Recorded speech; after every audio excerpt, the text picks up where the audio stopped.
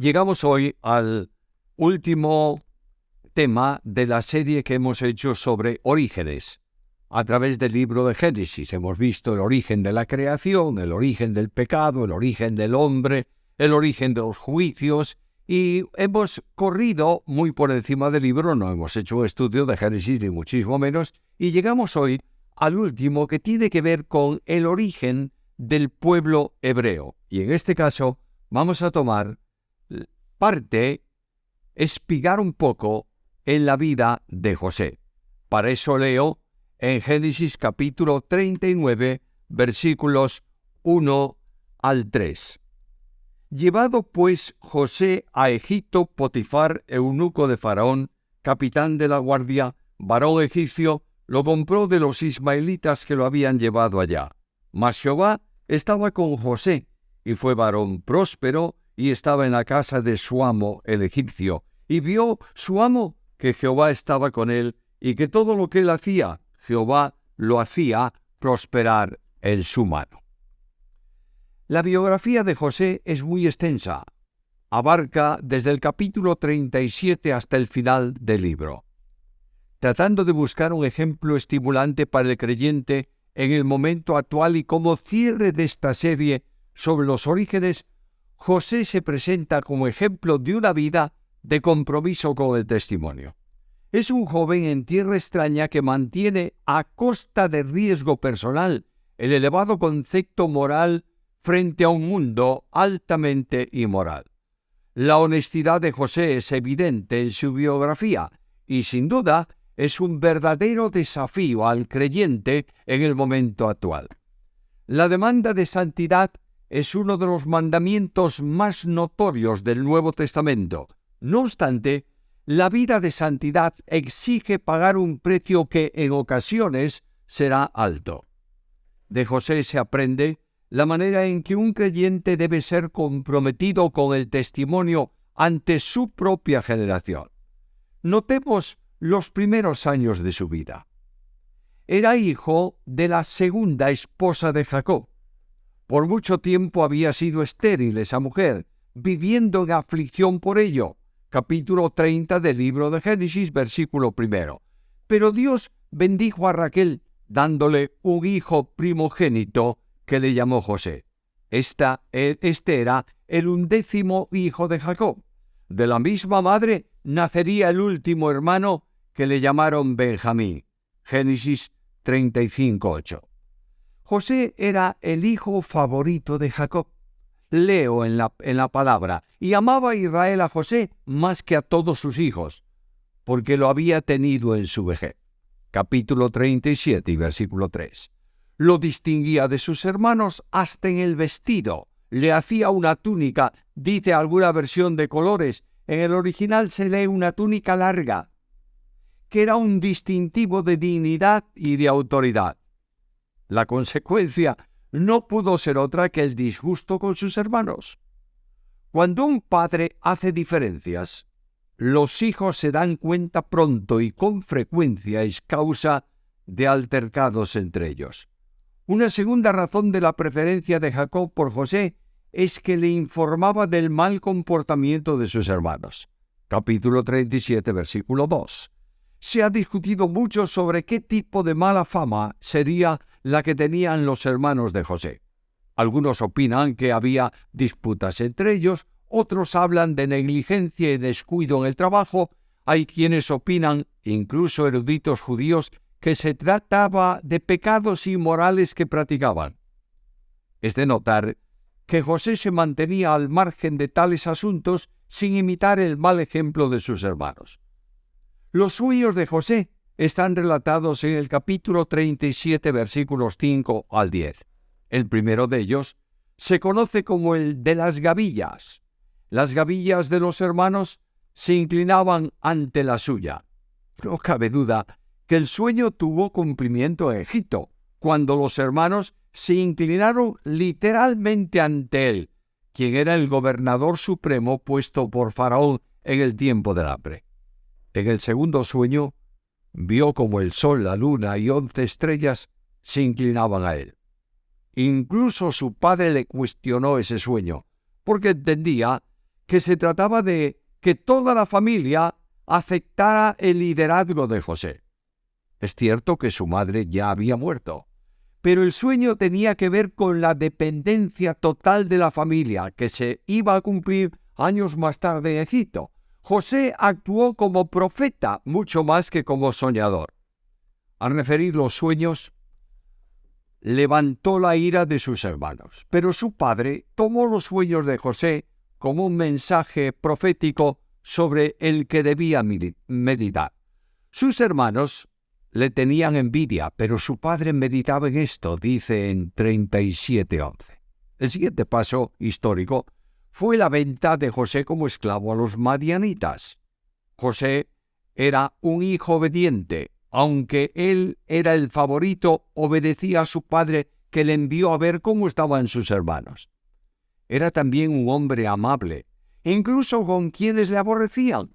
Es inevitable entender la lección sobre la necesidad que tenemos como creyentes de amar a nuestros hermanos. Así lo enseña, entre otros, el apóstol Juan en la carta primera, capítulo 3 y versículo 16. El verdadero creyente ama a sus enemigos. Romanos capítulo 12, versículo 14 y sucesivos. El malvado complot de los hermanos se hizo evidente. Devuelven mal por bien. El resultado final de una vida de odio y de envidia. Primero conspiraron para matarle, aparece en el versículo 18. Luego se burlaron de él frente a su angustia. Ponían a prueba la efectividad de sus sueños. Se proponían ocultar un homicidio con una mentira. Rubén se propuso librar a José de la muerte. Pero al final, en ausencia de él, lo toman de la cisterna donde estaba y lo venden como esclavo a unos ismaelitas. Posiblemente pretendían matarle de hambre dejándole la cisterna vacía. Consecuencia clara de lo que produce la envidia. Dios actuó para que José fuese llevado al lugar desde donde había de llegar a ser el más importante en Egipto después del faraón. Y entramos en otro aspecto, el compromiso con el testimonio. José era un hombre comprometido con la fidelidad. Leo el capítulo 39 otra vez y el versículo 2. Jehová estaba con José y fue varón próspero. Estaba en la casa de su amo el egipcio, y vio su amo que Jehová estaba con él y que todo lo que él hacía, Jehová lo hacía prosperar en su mano. Posiblemente no entendería cómo a un comportamiento de obediencia a su padre y moral probada, en contraste con sus hermanos, Dios respondía permitiendo que fuera vendido como un esclavo. La fe verdadera no duda de Dios. Tal vez no entiende las causas, pero confía en Él y vive en fidelidad. José es ejemplo de fidelidad. Estaba separado de su familia, pero siguió cerca de su Dios. A José le habían preguntado en más de una ocasión por qué era tan diligente en sus labores y honrado en sus ocupaciones, y habría señalado su condición como creyente que le obligaba a ello para honrar a Dios. Es notable observar que entre muchos dioses egipcios, Potifar reconoce el poder de Jehová y su cuidado sobre José. Vuelvo al versículo 3.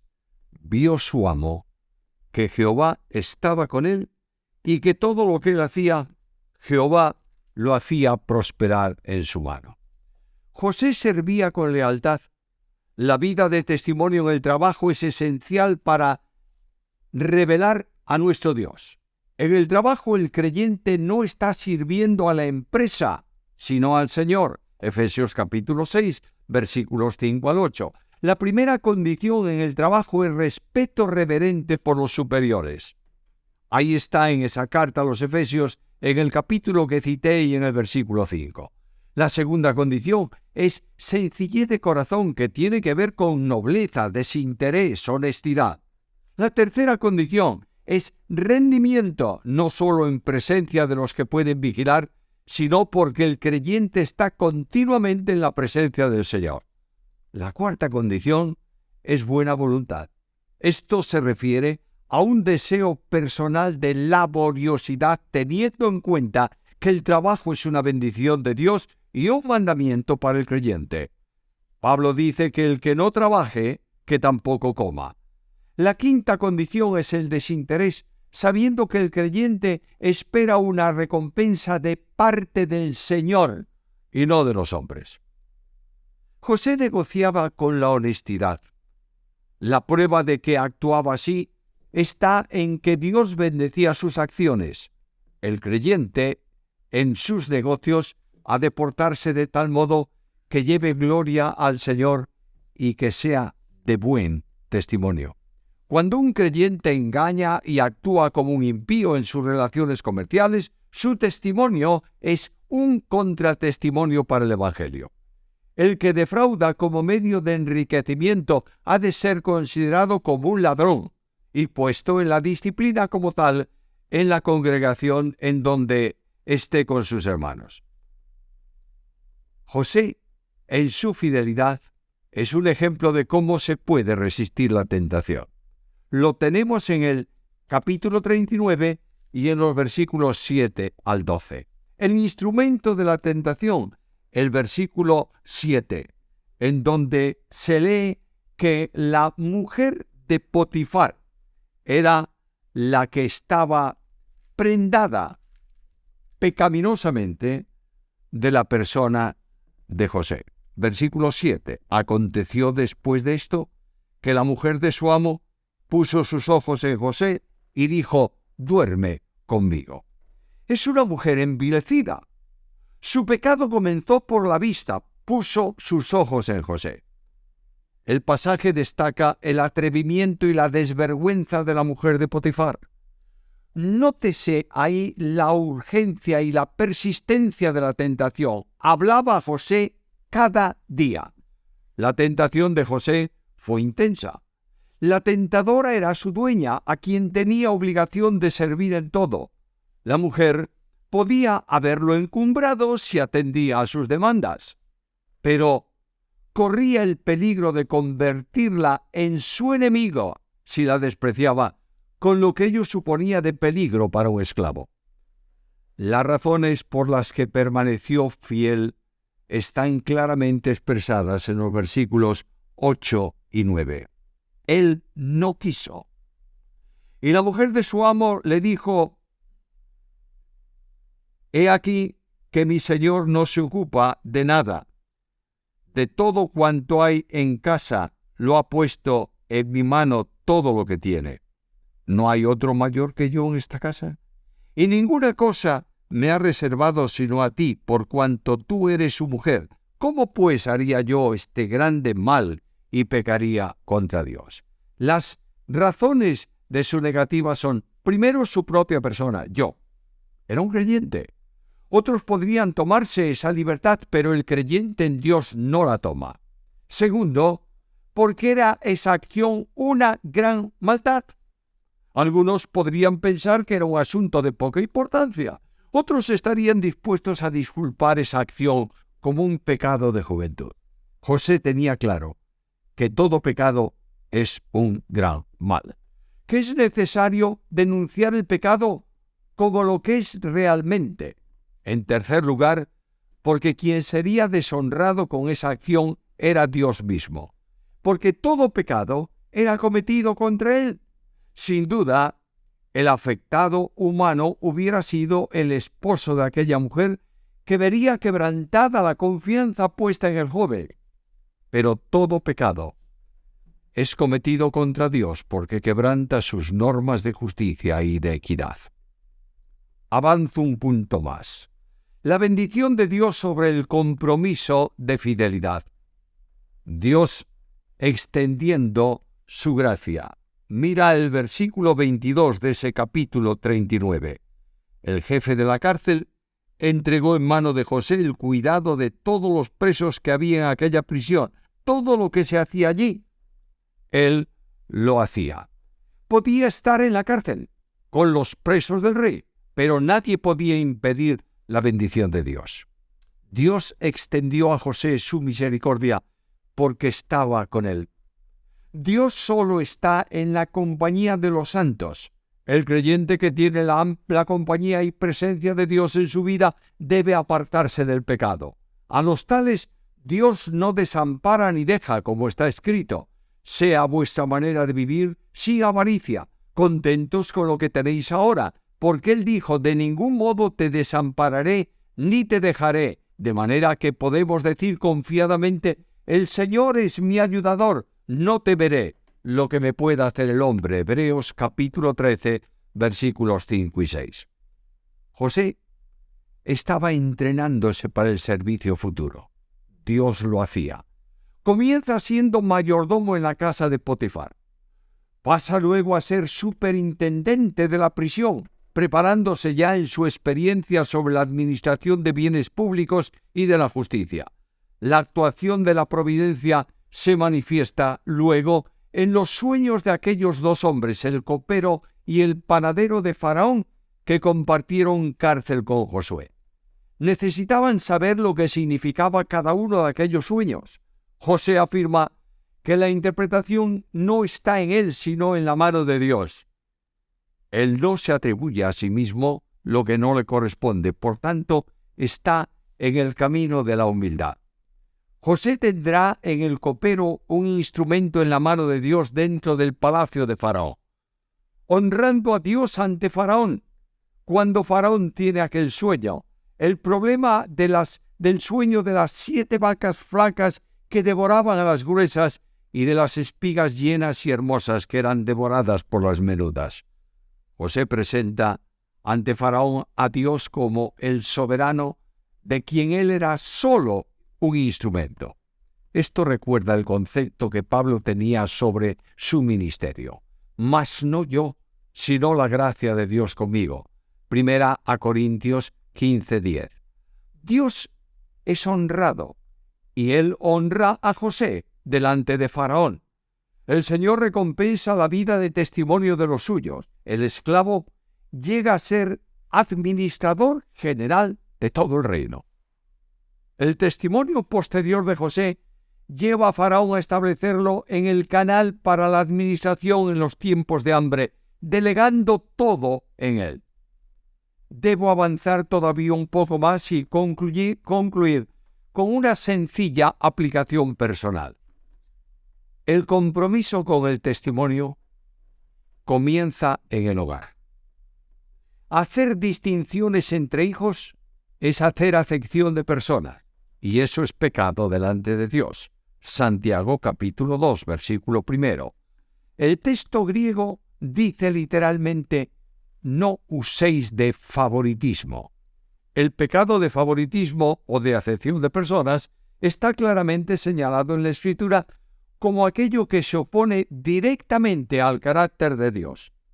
Distinguir a alguno de los hijos delante de sus hermanos es crear tensiones familiares innecesarias y en ocasiones hasta peligrosas. La vida de fe de los padres debe ser ejemplo de lo que es el Padre Celestial para los suyos. Comienza por no hacer distinciones entre sus hijos. Otra lección del texto tiene que ver con que el verdadero creyente ama a sus hermanos. El amor es el camino más excelente en la vida cristiana. Quien no tiene verdadero amor no tiene valor alguno delante de Dios, viene a ser como metal que resuena o como címbalo que retiñe. El verdadero creyente tiene necesariamente que mostrar el amor de Dios operando en él, porque fue derramado en nuestros corazones por el Espíritu Santo que nos fue dado. Romanos 5:5. El amor es una de las manifestaciones del fruto del Espíritu. La evidencia del nuevo nacimiento se manifiesta en el amor hacia los hermanos. El verdadero creyente conoce a Dios por su amor.